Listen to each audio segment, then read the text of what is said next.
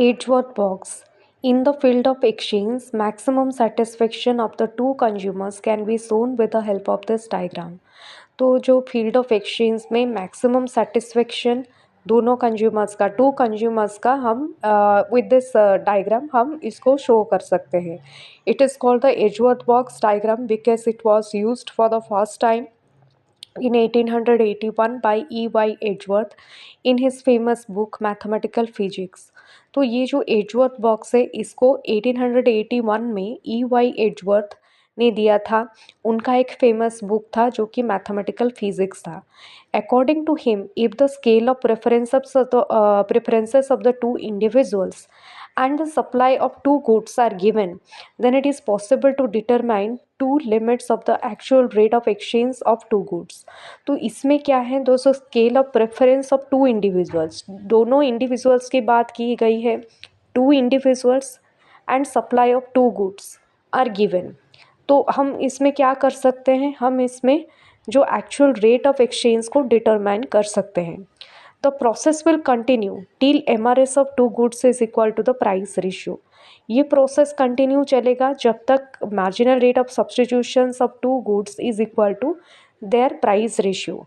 So here you can see the Edgeworth box. यहाँ पे मैंने इंडिया लिया है, कंट्री ए मैंने इंडिया लिया है, कंट्री बी मैंने चाइना लिया है.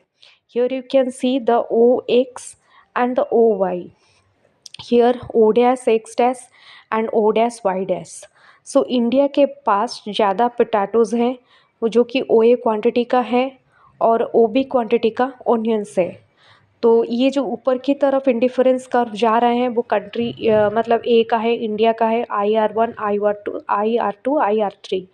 जो नीचे की तरफ इंडिफरेंस कर्व आ रहे हैं IS1 IS2 एंड IS3 वो कंट्री बी का इंडिफरेंस कर्व है.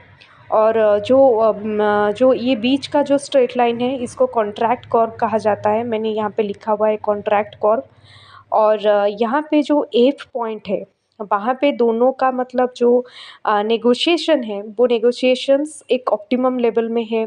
तो इसीलिए एफ पॉइंट को पैरेटो ऑप्टिमम कहा जाता है. तो दोनों के बीच में जो जब ट्रेड होगा तो वो कंट्री इंडिया देखेगा उसका मैक्सिमम सेटिस्फेक्शन, चाइना भी देखेगा उसका मैक्सिमम सेटिस्फेक्शन किस पॉइंट में हो रहा है. तो अगर वहाँ पे अगर इस पॉइंट में अगर आप देखेंगे एफ पॉइंट में तो दोनों एक मिडिल में आ जाते हैं. इसको पैरेटो ऑप्टिमम कहा जाता है. लेकिन ये एफ पॉइंट ही पैरेटो ऑप्टिमम होगा ऐसे कुछ ऐसा नहीं है. जी भी हो सकता है, ई की हो सकता है, ई भी हो सकता है. ये पावर ऑफ बार्गिन के ऊपर डिपेंड करता है, नेगोशिएशन के ऊपर डिपेंड करता है. Country India has O A quantity of potatoes and O B quantities of onion. So India के पास O A quantities of potatoes है and O B quantities of onions है. So country A has more potatoes and vice versa. तो यहाँ पे देखा जाए तो कंट्री ए के पास ज़्यादा पोटैटोज़ हैं और चाइना के पास ज़्यादा ऑनियंस है.